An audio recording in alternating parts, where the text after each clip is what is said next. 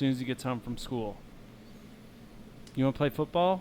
I'll be like, yep, all right, let's do it. Or he'll ask when it's snowing outside, and I'm like, not really, no.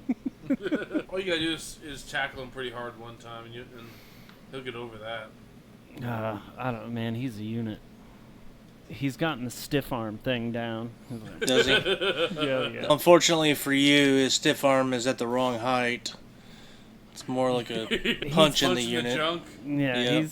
he's good. He's usually right in the stomach or right in the chest. He'll try to aim up. I think when I was first teaching him, it was a bunch of punches in the dick. Do Grady, and it's he'll just mow him over. And it's, do you want Grady to keep playing? Then you need to take it a little easier on.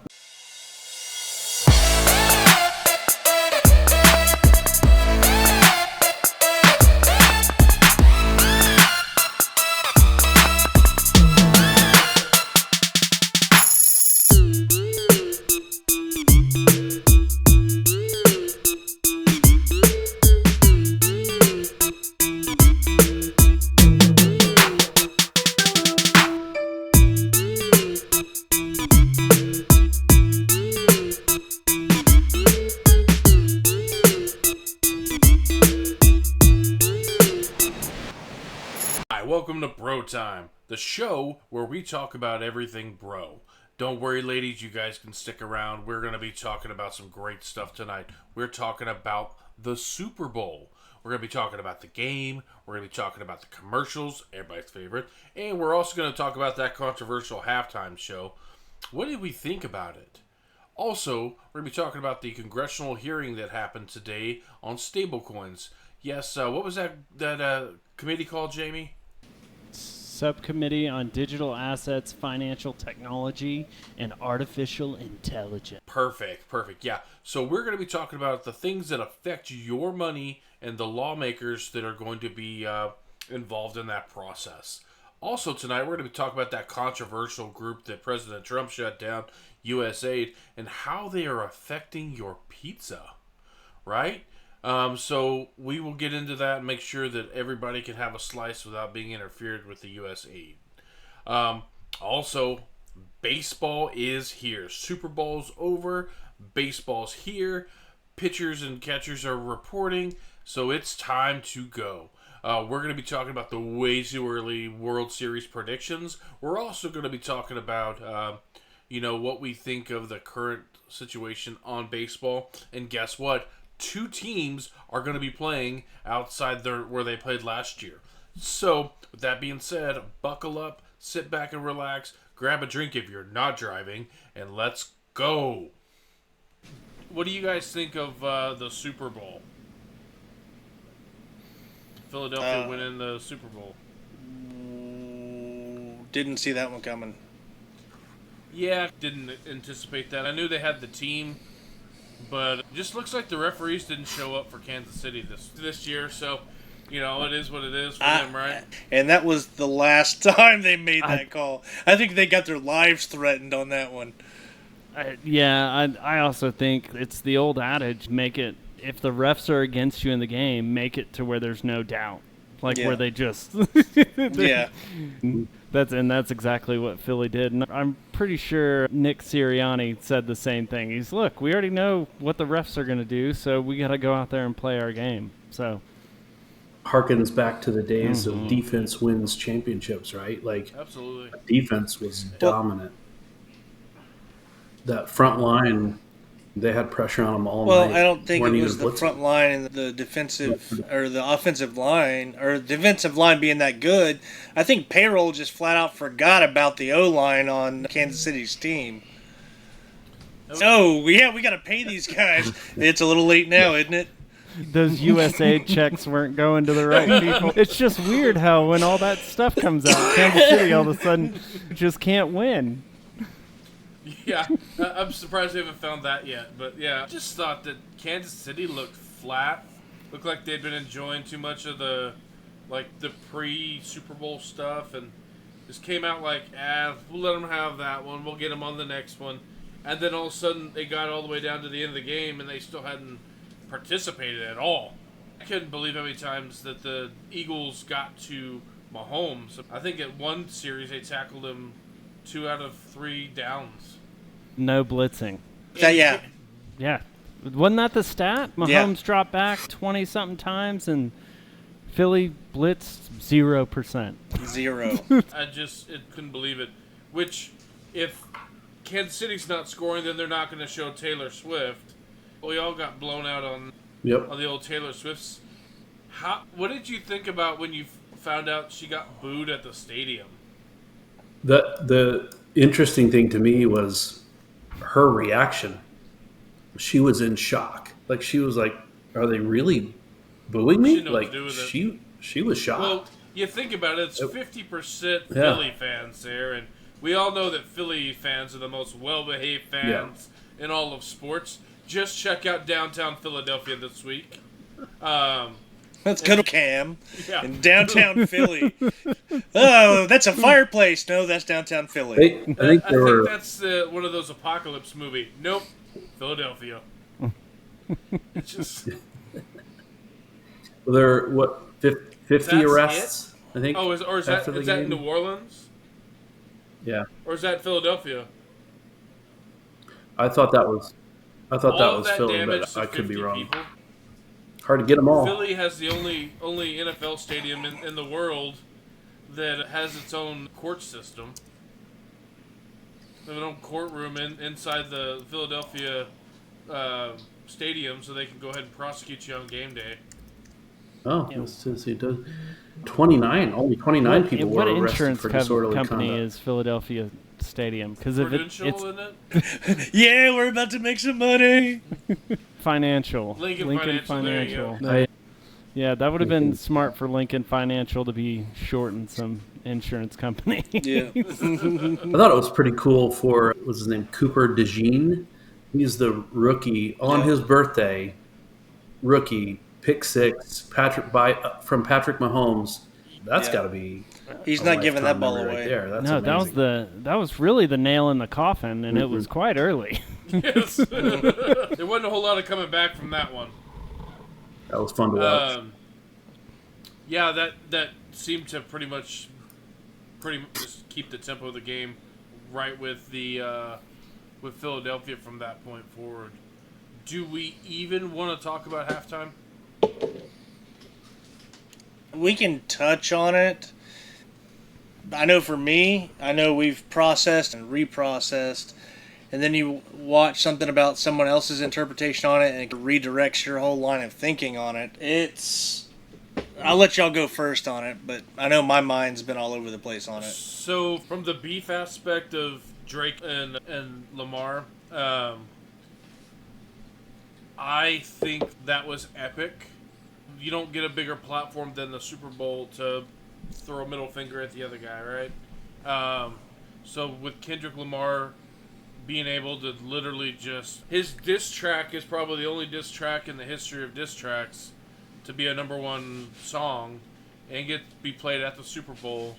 Can you imagine if they let Eminem play any of his diss tracks at the Super Bowl? And the whole time that they toyed with us whether they were even going to play the song.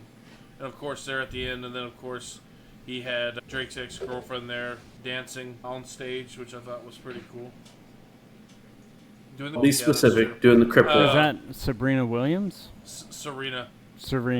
Yeah. Isn't that weird that she's sitting there doing a gang-related dance when one of her family, immediate family members, was killed by gangs?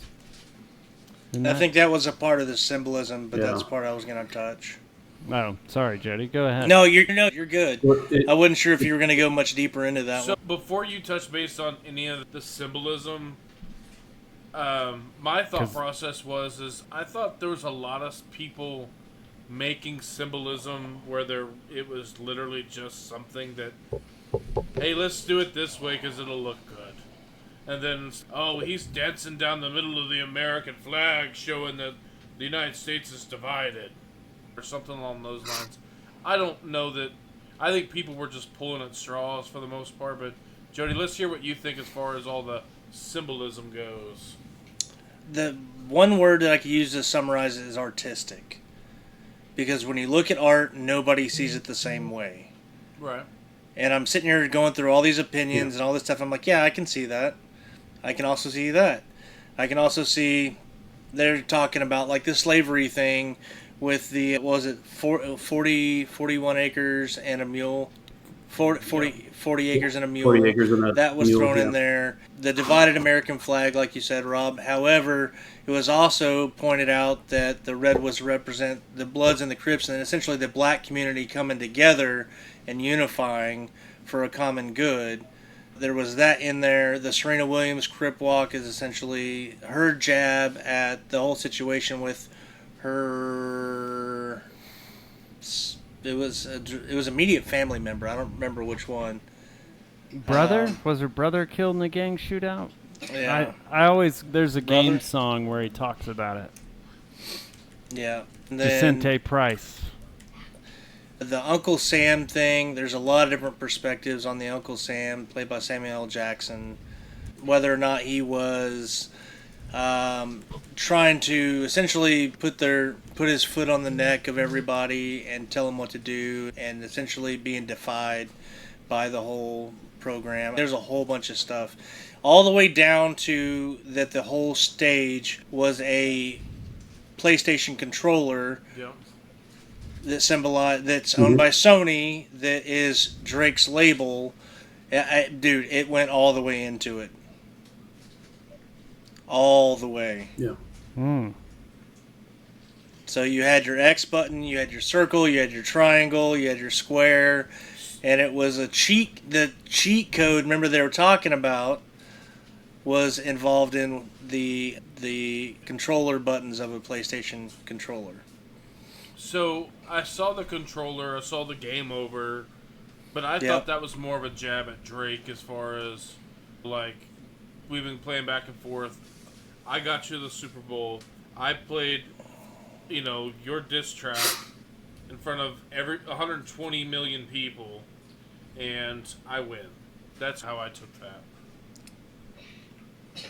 But I'm not a fan of him as an artist, but that show was an artistic piece.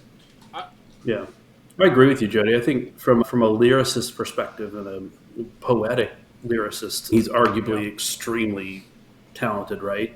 It was interesting because the Super Bowl party I was at, was really hard. It was noisy and I couldn't hear what was going on. So I actually watched a podcast from a YouTuber by the name of Amal Panobi, and she's a self-proclaimed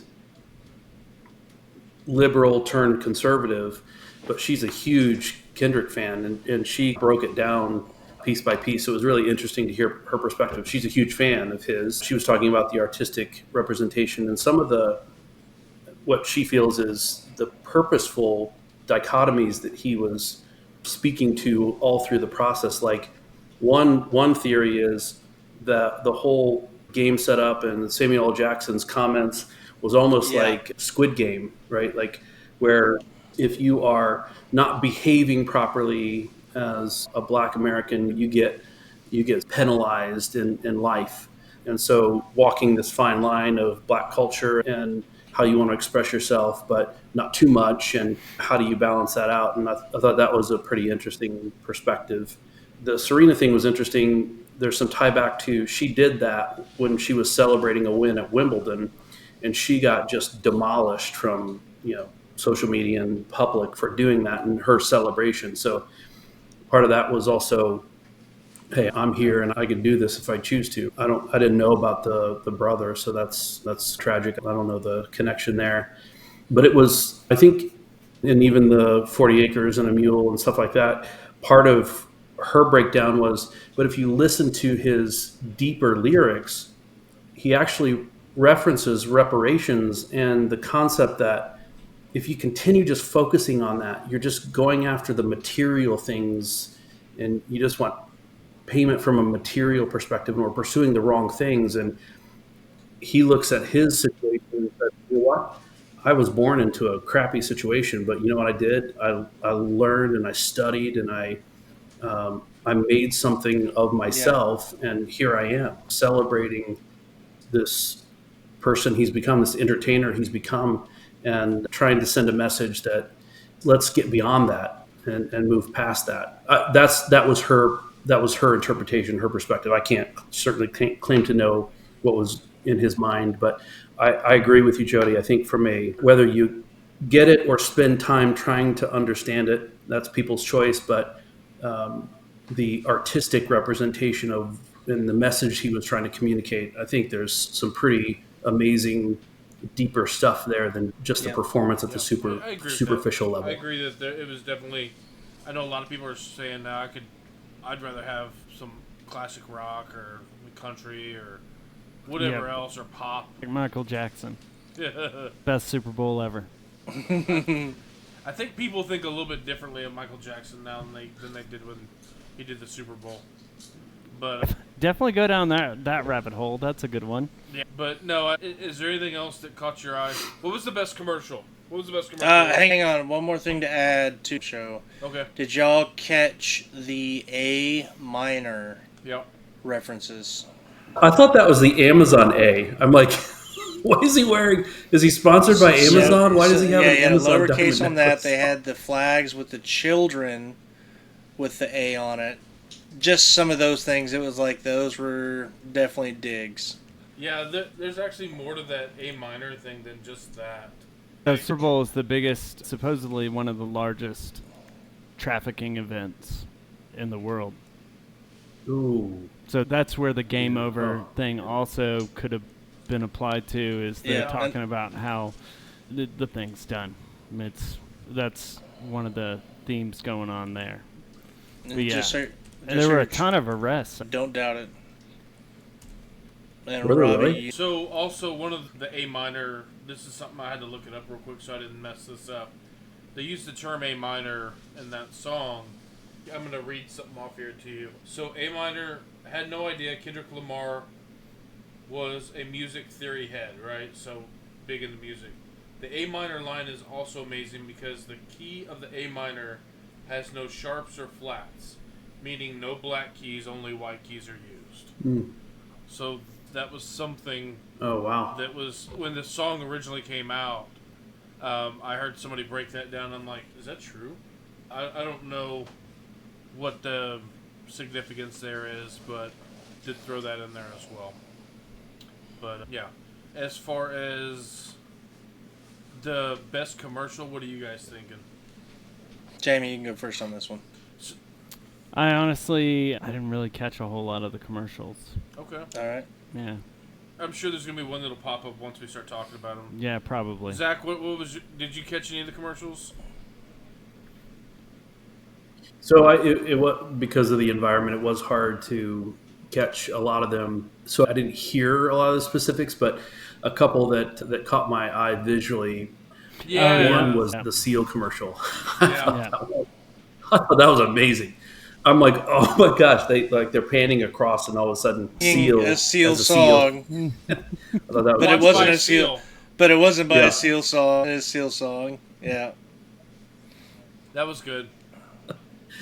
I actually, although Jessica really hated it, I thought the Martha Stewart sketch. I had a was hard time with that pretty commercial. funny. I thought it was cheesy, and Yeah, it just like cheesy, to me, of it would have been better if she would have been bad at dancing, and have somebody good at dancing and her bad at dancing. But it just.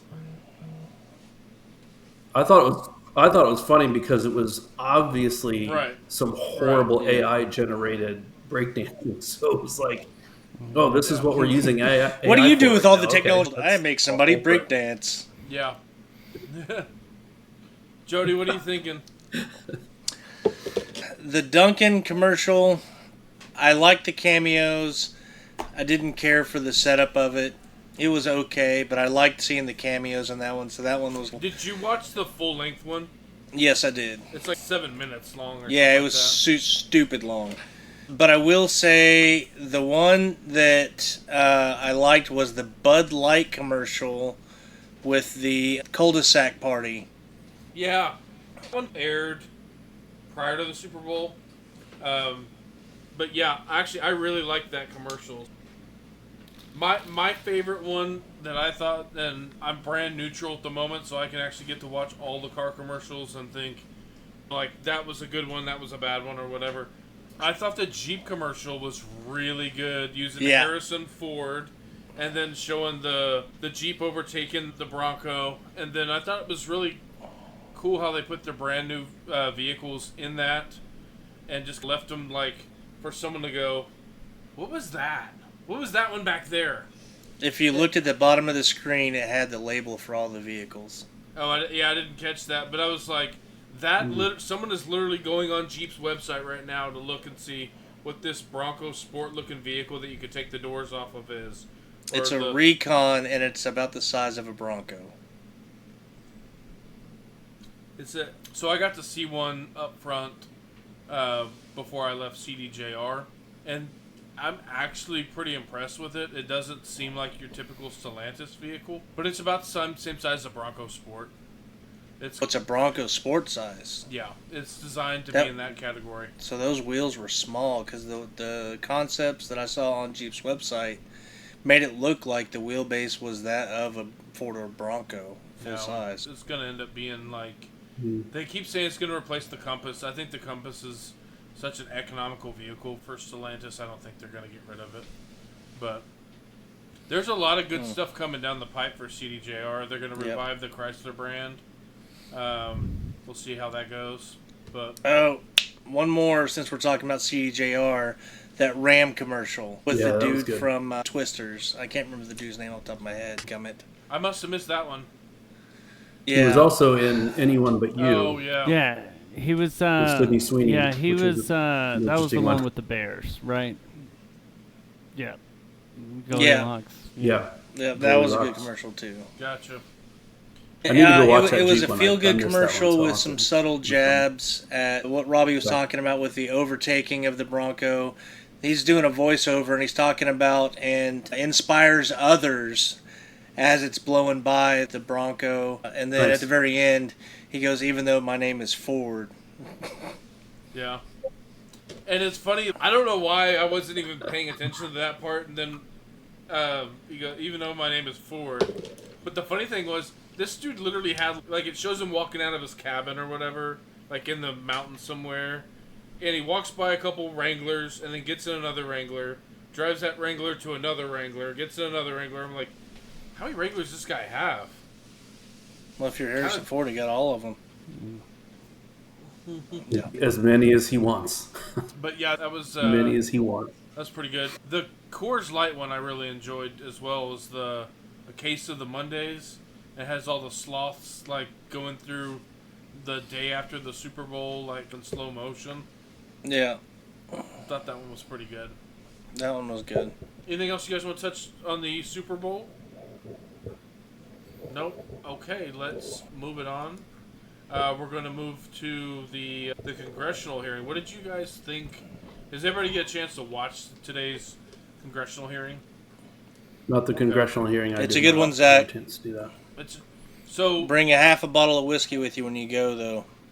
I've saved it on my playlist, and I listen to you things can't at do 2x, so I'll you get won't through be it. able to understand No. some of it at 2x. Man, Oh, you underestimated a couple of me, their I think. accents were so bad, and I was at 1.25 trying to listen to it, and I was like, holy crap. yeah. Oh, really? So, Okay. So your witnesses for the hearing were Mr. Jonathan. Man, I heard them pronounce his name, and it's nothing like it's spelled. So I'm gonna just butcher it real quick. Jackum. He's a Yakum. Yakum. There you go. Yep. Yeah. Yeah, it was something like that. Yakum. All right. A deputy general counsel and global head of policy and government relations with Kraken Digital Asset Exchange. Okay. You had Mr. Jin Hung Kim, president and acting CEO of Crypto Council for Innovation. You got Mr. Coy Garrison. Is an attorney at Steptoe LLP. Then you had Jose Fernandez DePoint, who is senior vice president and general manager of blockchain, crypto, and digital currencies for PayPal. And then you had Timothy research fellow and director of digital assets policy project, the Kennedy School of Government at Harvard University. First of all, I thought this is the initial hearing on figuring out how they treat cryptocurrency. Stable coins. It was Yep. purely stable coins. Well, that's what they were trying to keep it focused on. Yeah. But we'll get to that in a second. Yeah. There were... Full disclaimer, I am a pre-IPO shareholder in Kraken, just in case Yep. we get any audits on the podcast. So it was interesting. You could definitely tell that some of the people in this room honestly had no idea what they were talking about.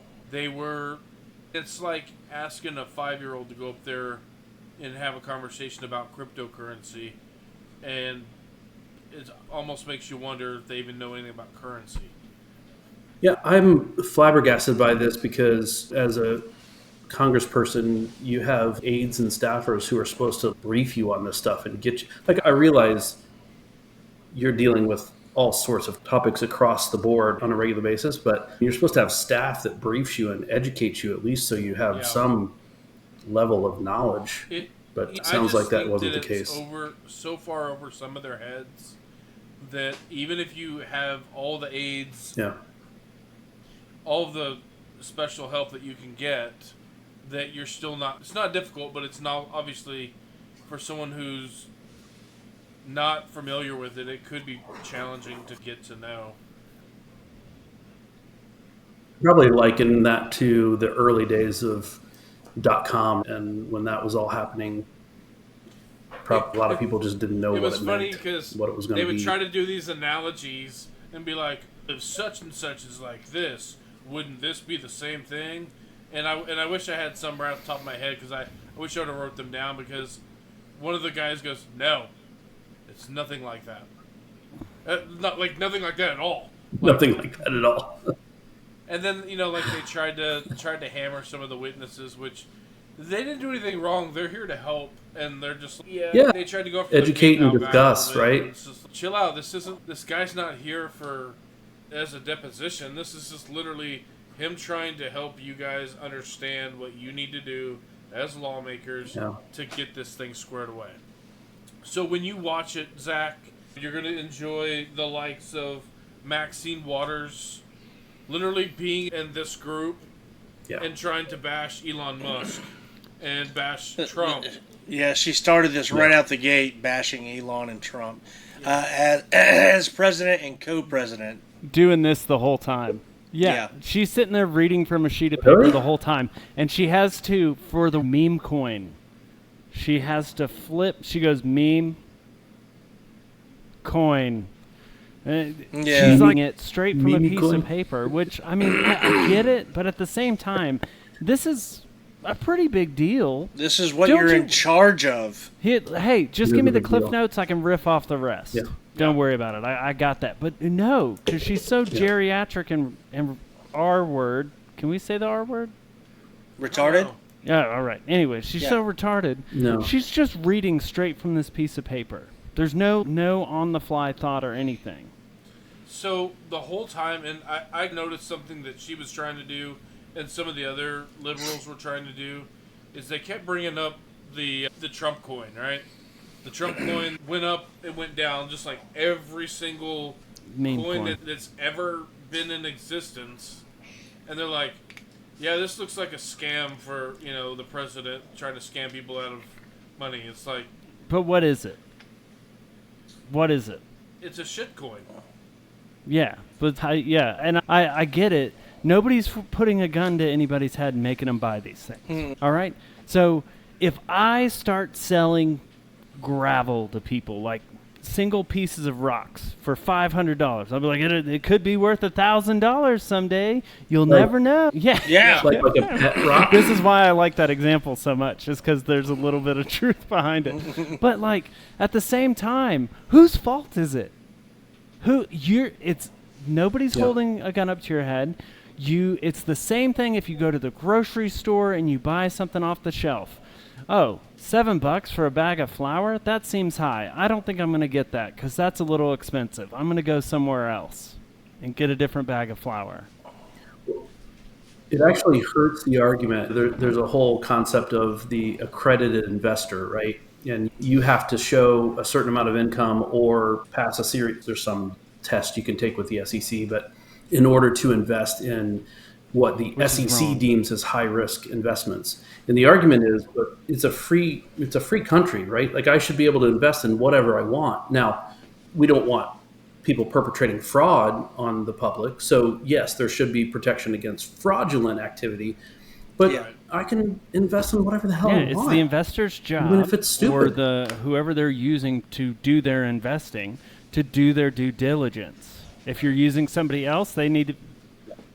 But see, people are gonna buy those meme coins and lose money, and then file lawsuits, and then the SEC is gonna say, "See, the general public isn't smart enough. We need to protect them Yeah. from themselves," and that's what drives me crazy. Like, we don't need the government to protect us from our own stupidity.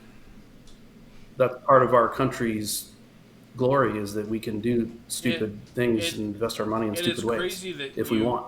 It's a free country. You could tell who the shady people are by, like, Maxine Waters makes a comment earlier about centralization of crypto in general. Needs to be centralized, this, that, and the other. And I don't remember who it was that said, no, it doesn't work if you centralize it. It's just, we don't want anything that can't be centralized. So, Exactly. like, Government you know, control. but you know, You can't it's like, control it if it's not you centralized. can't get paid on it. You can't get paid on it. So why would you want something you can't get paid on to be legit? Matter of fact, It wasn't that was Sherman that was trying to compare stable coins to money markets. yes. Yeah. Yeah, Yes. he was trying to compare stable coins to money markets, and it was like, what are you talking about? The reason you have stable coins is so every time you trade out of, let's use Bitcoin as an example, you want to get out of Bitcoin, but you don't want to fully off-ramp into your bank account. So you put it in, you want to put it into stables, de-risk. let it sit there so it's not influenced by the market. The volatility of the market, because you're putting it into, it's in the name, stable coins, so it stays at the value of the US dollar. And then when you feel the time is right to either fully come off blockchain into your bank account or go back into, say, another cryptocurrency, you're able to do that without having to move money from your bank account back to an exchange. And it's actually beneficial to the US dollar being the world reserve currency, because these are pegged to the US dollar. So people are still paying attention to the value of the dollar, and they care about it, and they want the value of the dollar to be maximized. And that was the other point I was going to make, is that these stable coins, essentially, they're buying U.S. treasuries, which people purchasing U.S. treasuries at this point is at an all-time low, is what they brought up. Yep. So the stable coin problem solves that. So the faster they can get some legitimate stable coins, and they also, the other thing I wanted to bring up was they were talking about, should the same oversight be given to stable coins that's given to banks? And I was like, no, because fractional reserve, and they actually mentioned it, but they didn't go into it. But the fact that banks can do fractional reserves banking, where they don't have to actually fully back the amount of money they have. And to your point, Jamie, stable coins are fully sketchy. Reserved, right? Tether's sketchy, and that's a black swan event for another time, unless somehow it. That's going to be ugly when that happens. That might actually be the end of the bull run, is something with Tether. Yeah. Let's wait for a few months on that, please. So what else was brought up in this that you thought was... So the big thing that I liked, that I heard, was that the communication needs to be bridged between the CFTC and the SEC. That has to happen in order for this to work. Yeah. Ultimately, the CFTC needs to be the regulator. These are commodities. You have very rare circumstances where it might be the contract structure of offering a coin might have securities type tenants, but that it's not under SEC jurisdiction. So I think that'll be changing relatively quickly. I think there is a chance the SEC could get involved in this, and that is if they end up tokenizing stocks. Yeah. And so that'll be. I think maybe they're trying to keep the SEC around for that reason. because if there is tokenization of the stock Yeah. market, which why not? Not mad. Right? But are you really offering the securities at that point, or are you're running through a broker dealer, and the representation of your security is on the blockchain for immutability? So it's a more efficient way to track ownership versus the crappy decades-old system that we use today. So I just wonder, it's a good point though, Jamie, how do those two entities work together to make sure that what people are asking for is just clear That was a regulations. big part of and it, that was clarification. Yeah, that was a big part of it. So we can- Where they're talking about most people don't want to play the game in the United States because they don't know what the rules are, and the more people know what the rules are, the more people are going to want to play, and the bigger this thing can end up being. Yeah, because you're talking about a very wealthy, large market in the United States. Of course, you want to play in that market, but if the rules aren't clear, you're not even going to want to set foot in there for obvious reasons.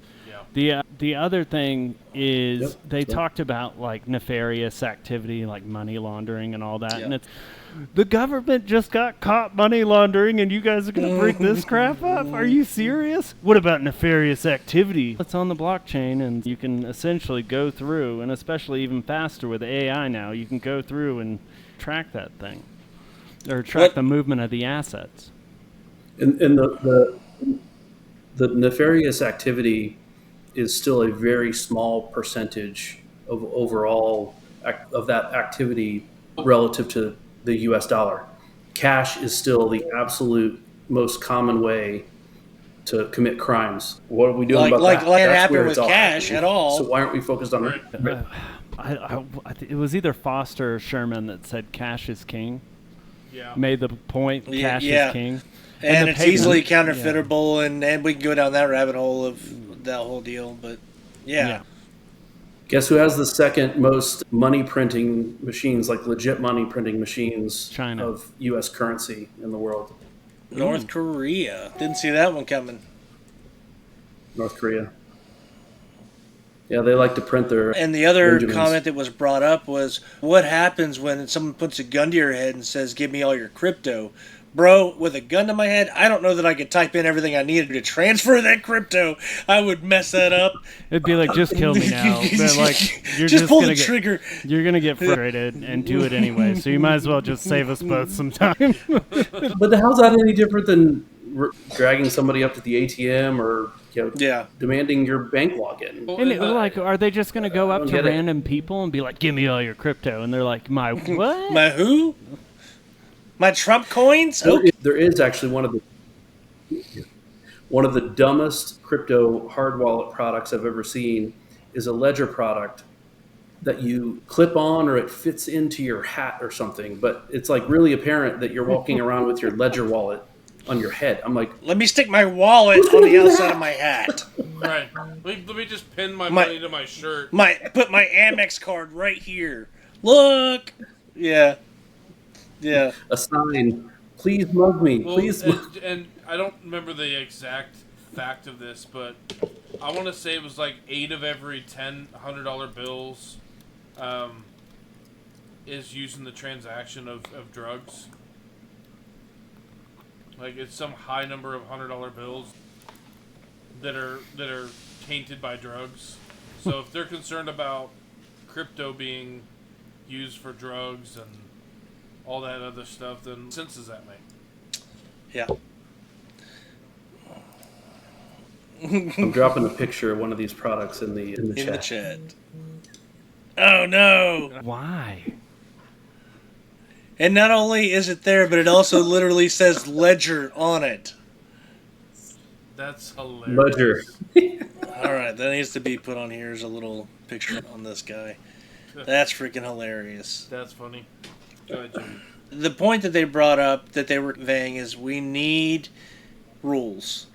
Because this could save a lot of time, a lot of effort on people's books.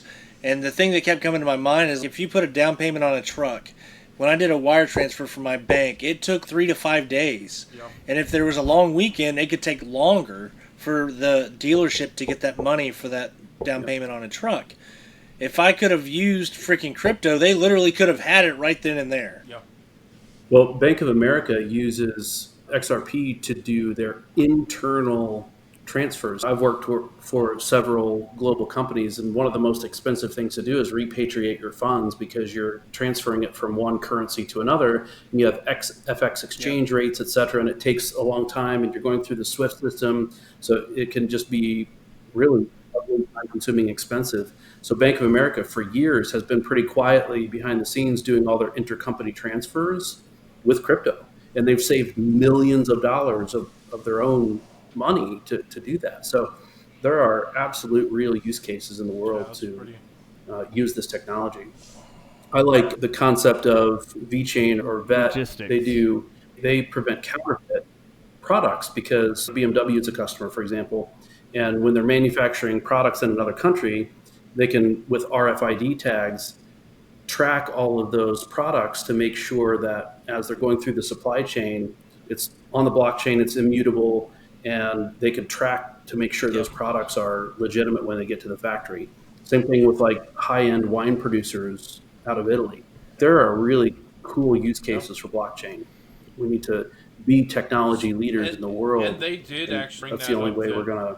That they think that one of the best use cases for blockchain is actually real estate contracts. Yep. Tokenization of real estate transactions. Think about all the paper you have to sign for a real estate transaction. Well, and the fees for transferring cash versus transferring crypto is a huge benefit. Not for me. I'd stack up a bunch of cash and I FedEx it. Just bring in the money truck. I pack up my little suitcase with all my cash, get on an airplane, and travel. Remember the Brad Garlinghouse thing that he always used to say? Because that was the best way to explain it to people at the time. It's a joke now, but that's how you had to explain it. Yeah. Yeah. Yeah, for sure. That's right. All right, Jamie, you want to talk about USAID's your article that you brought up with the Pizza Hut? So that's a joke. It was a meme, but it to some certain extent, the fact that it did cause me to be like, wait, what is, like, how messed up this USAID thing is. Matter of fact, so I'm glad we're actually talking about USAID again because I did find some more information. So during the Summer of Love, during the BLM riots, we were wondering, who's funding these guys? Where are they getting these pallets of bricks? And how are they being able to miss work? And come to find out, USAID was pushing money through a group called the Tides Foundation, which was going into BLM. Okay? So, yeah. And the funny thing is once you start going down this rabbit hole, you start seeing that the same playbook they've used in other countries, they used in 2020. Yep. Where basically you have these long protests, and it's like they find an issue that they can get the most people to agree on. All right? So it just so happened the George Floyd thing happened, which if you were any reasonable person, you could have looked into it and been like, oh, it's not that big of a deal what happened. Yes, it's sad that he lost his life, but the dude was either on drugs. He was on drugs. He was on fentanyl. The coroner said, he died of an overdose due to the asphyxiation effects, not being able to breathe because it's an synthetic opiate, which that's what synthetic opiates and opiates do, is they slow the respiratory rate. So even though Derek Chauvin had him in that knee hold on his neck, he already had a low respiratory rate. That just helped it along. But according to the coroner, it didn't. Whatever. But they chose that, and they latched onto it, and then they started shipping money out to different parts of the country, pallets of bricks, that whole thing. And so this playbook was used in 2014 in the Maidan Revolution for Ukraine.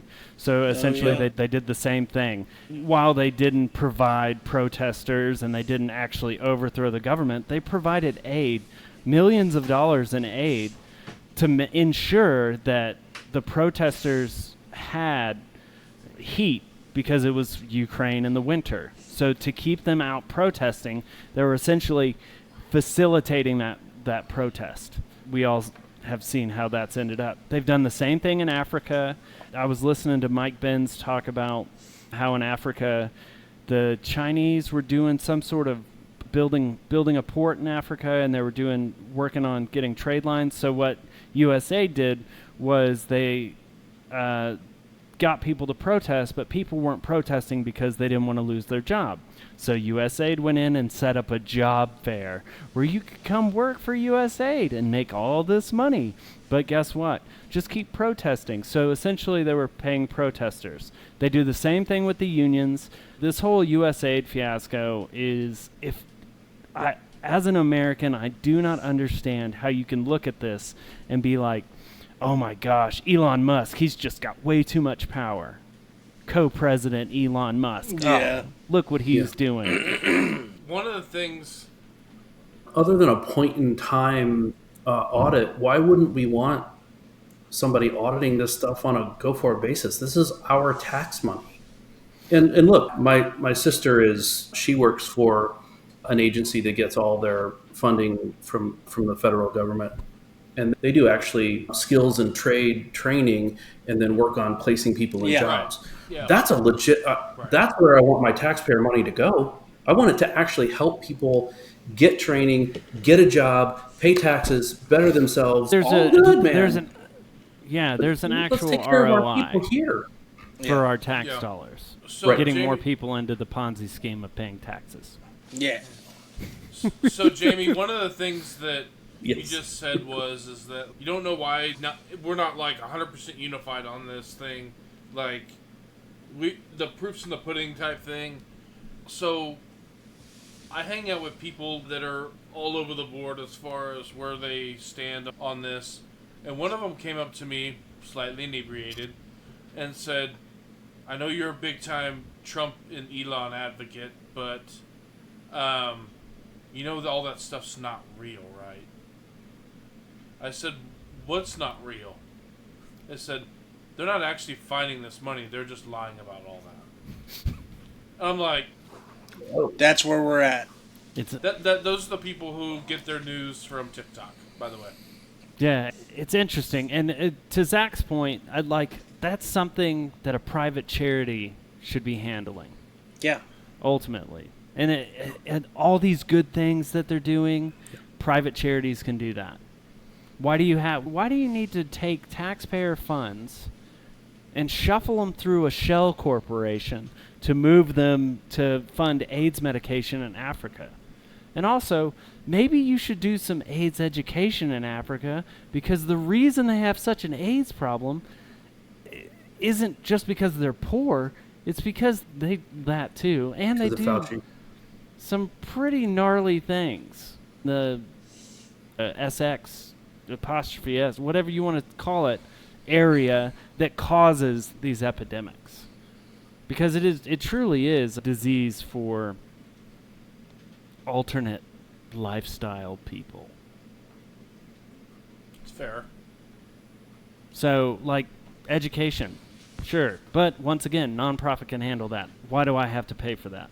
Why am I paying for schools in other countries with tax dollars? Once again, private companies can handle that. Yeah, but then our government doesn't have power so over yes, those it is that we funnel money into. So it is a soft that's power the play, downside, but at the Jamie. end, like, whatever.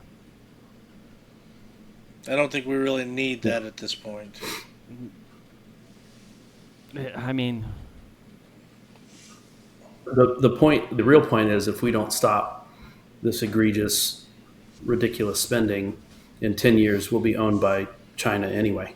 So, like, we either make some drastic changes now, or we pay the consequences later, and not in the near future, distant yep. future. Yeah.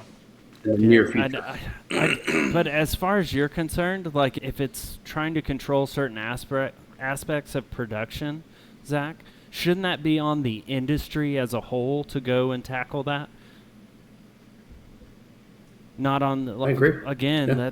that's not the government's Absolutely. problem. If you need stuff to make tires, then Firestone or their parent company needs to go to the Southeast Asia and start working deals and working with the government and doing all that. Like, Why is that the government's job? Yep. Yep. Anything Agree. else you want I still love that because it does go into the thing of look at what they took from us. Yeah. Because, yeah, peak society was 2000. Late 90s, 2000s. Yeah. Yep. Everybody didn't believe the Matrix, but it was true. Oh, and by the way, you know who the last president was that did this kind of audit and cleaning that? up I have government an idea. spending? Reagan. Throw it out No. there. Teddy JFK. Roosevelt. Nope. He did not. Yeah. Because he was, It was Clinton. that's right. Yep. Because he was all about balancing the budget. And yeah, so that he was did in it. the late 90s. All that. He was also doing some shady stuff. Yep. Yes. But the point is, it's not just a Republican Democrat thing, right? It's a fiduciary responsibility to the taxpayers to make sure Yeah, the money is that's- going to yeah, the right that's a fair point. things. Looks like it's about time for baseball. Speaking of Clinton, how about them Yankees? I think we talked about last week that pitchers and catchers reported last week. Is that right? Yes. Let's see here. Last week. Yeah, so it looks like Cubs on the 9th, Dodgers on the 11th. So some of it was just as recently as this. Astros, Orioles, Twins, Blue Jays, Guardians, Rockies, Brewers, Mariners are on the 13th. Braves, Red Sox, Tigers, Marlins, Mets, Yankees, Phillies, Pirates, Cardinals, Rays, Nationals, Diamondbacks, A's, White Sox, Reds, Royals, Angels, Padres, Giants, and Rangers are on the 12th. Like I said, Cubs on the 9th and Dodgers on the 11th. So that was today for the Dodgers. And it looks like tomorrow Jody's... Oh. Did I lose you? No, I muted it so I could sneeze. Oh, gotcha. So it looks like Red Sox and Rangers are tomorrow. So what are we thinking as far as this year's baseball goes? Are the Dodgers just going to come back out and Shohei Ohtani going to tear it up? What are we thinking?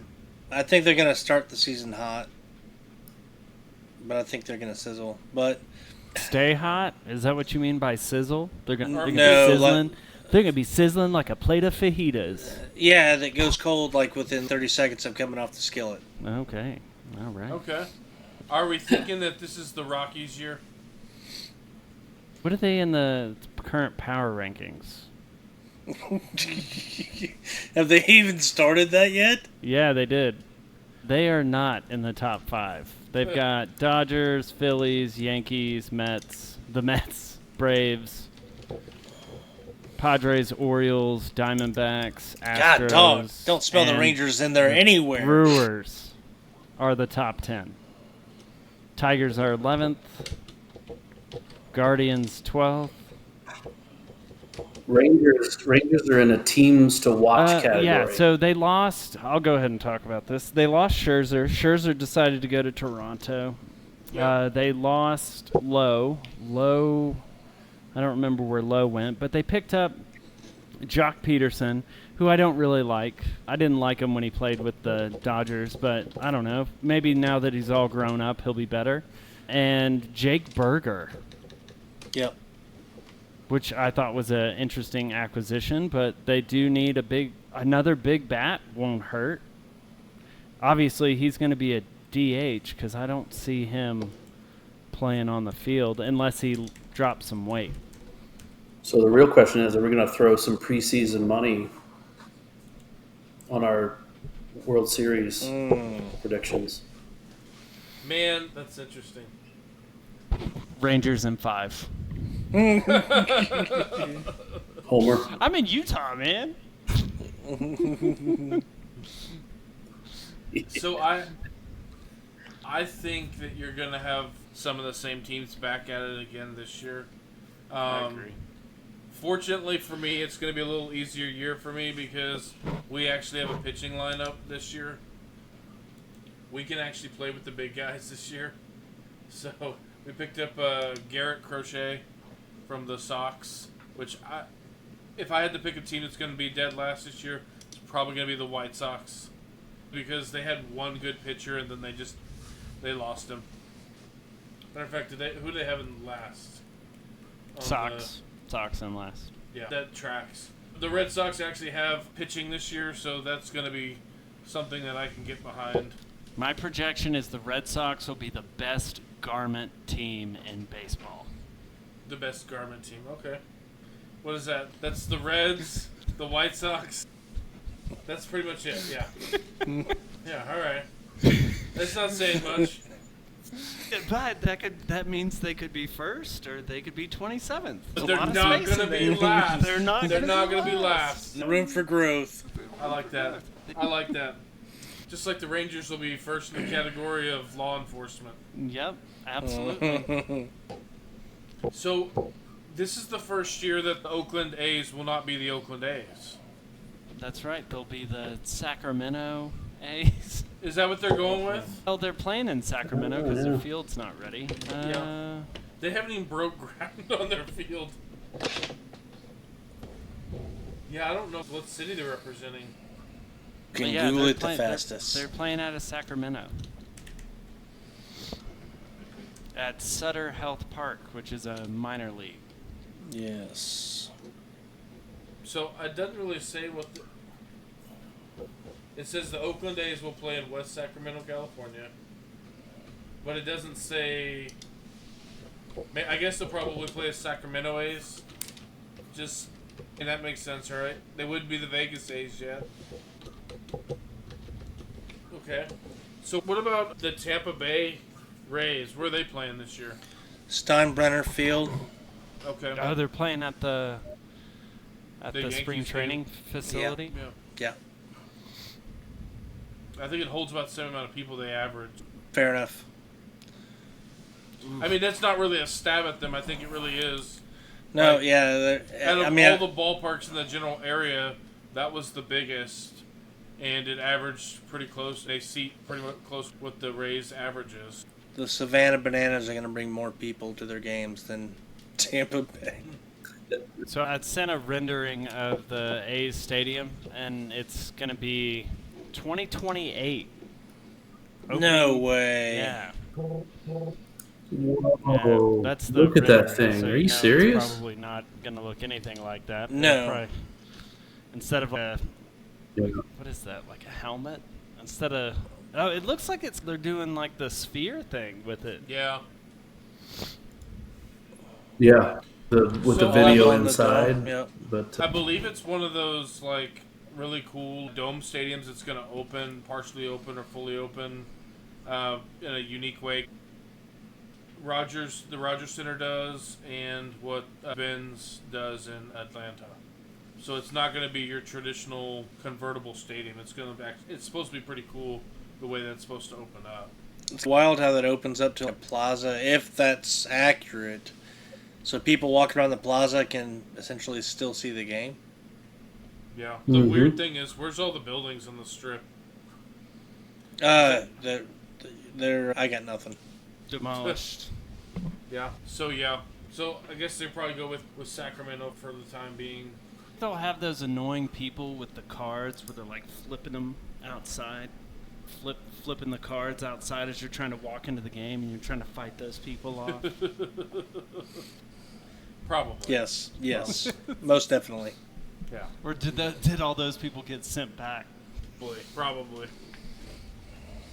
So does anyone want to take a stab at who's gonna be in the World Series this year? Give you two shots. Braves. I like that. I think the Braves could have a strong season. Braves and the...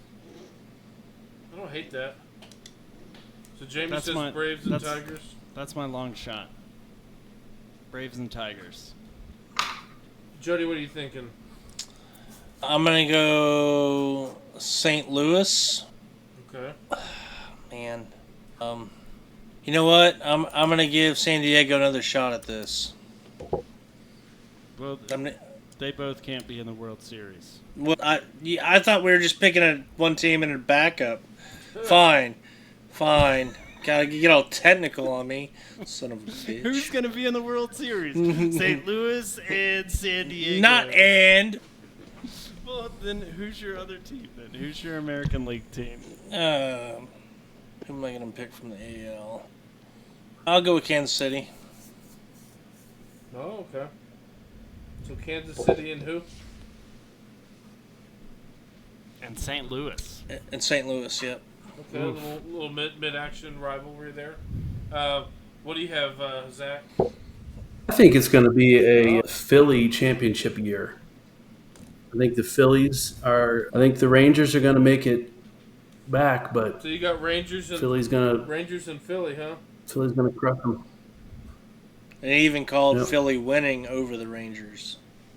Yeah, that So- made the So hair I on the actually, back of my neck stand up. I don't There know if might you be can see something this, to but that. I actually picked the. You can't see it. Nope. Before he mentioned the Phillies, I actually had the Phillies and Orioles. Well, I was going to keep it over in the East, but Shit, the Rangers are. Dodgers. And Phillies.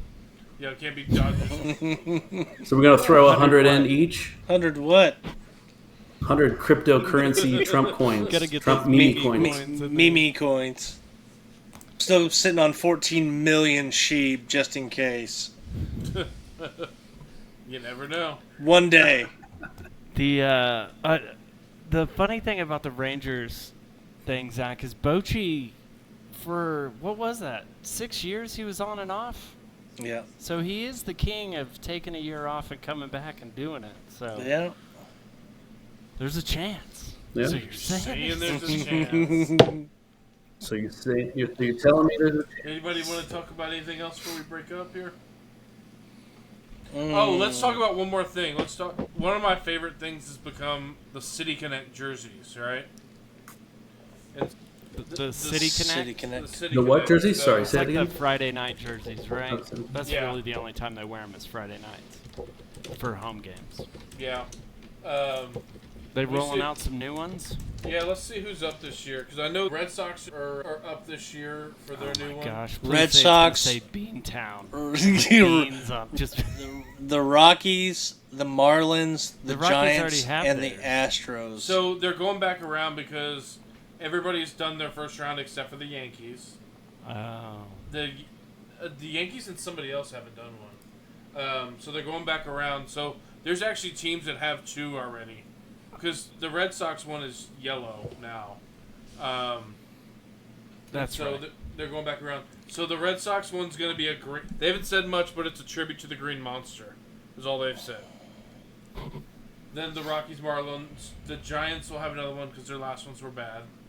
And then the Guardians are going to have another one because their last ones were pretty bad as well. Please bring back the Indians jerseys. Please. That would be legit. That would be legit. I don't know if it's new this year, but no, that's old. Those are That's pretty fine. cool. I like the Wrigleyville one. I'm trying to think who. Oh, I don't want a video. No. So they went through, and Toronto's were pretty cool. The black and the red. Yep. St. Louis had the Lou, which is pretty cool. The original Guardians ones just say CLE on them. Detroit's were pretty cool with the Motor City. We like the Rockies ones. I like the hat. I like Yeah. the hat. I'm not I mean, it kind of started to grow on me, but Yeah. the hat was all right. The Rays and Mariners would use retro jerseys as their City Connect, which I thought was pretty cool. Texas one was interesting. But that was a shout out to DFW baseball. Yeah, The mix that, between that two- grew on me. That really grew on me. I didn't like him at first, but after watching him play, it really grew on me. I was a fan. I'm a fan of theirs. Gotcha. Blacked out. The Braves ones are pretty cool with the retro A on Yep. Yep. it. I wish they would have done the lowercase. That not The Cooperstown. yeah. Yep.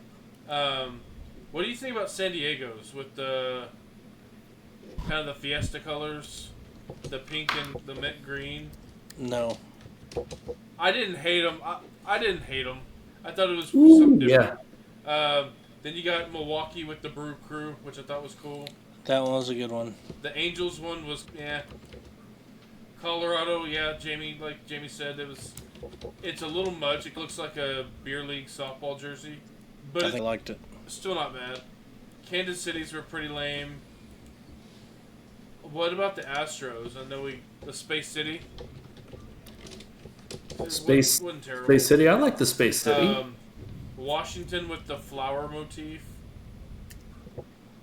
Then the second Dodgers ones with the Los Dodgers. I thought the Giants with the gradient G on it was weird. Oh, what about the Diamondbacks? Yay or nay on Los Serpentis? Oh, the White Sox ones are pretty good. The South Side. Yeah. It's pretty cool. Anything else you guys want to touch base on before we break out of here? It's going to be another big week. Another big week. We're getting rid of pennies. We're getting rid of pennies now. Department of Education. Yeah. How will we learn? Let's touch base on that telling next us how week. to. Yep. Department of Education. We'll talk about that next week. A little teaser on that. I think this is a good point. If we had to send kids to school to learn how to walk, people would think that they couldn't walk without going to school for it. Wouldn't figure it out. Little teaser. Yeah. I'll work on that. Gotcha. Okay. Thank you guys so much for tuning in. It's another great bro time, and check us out next week for the Department of Education going bye-bye. And whatever else. Yeah, and whatever else. Bye-bye. You can subscribe, you nerds.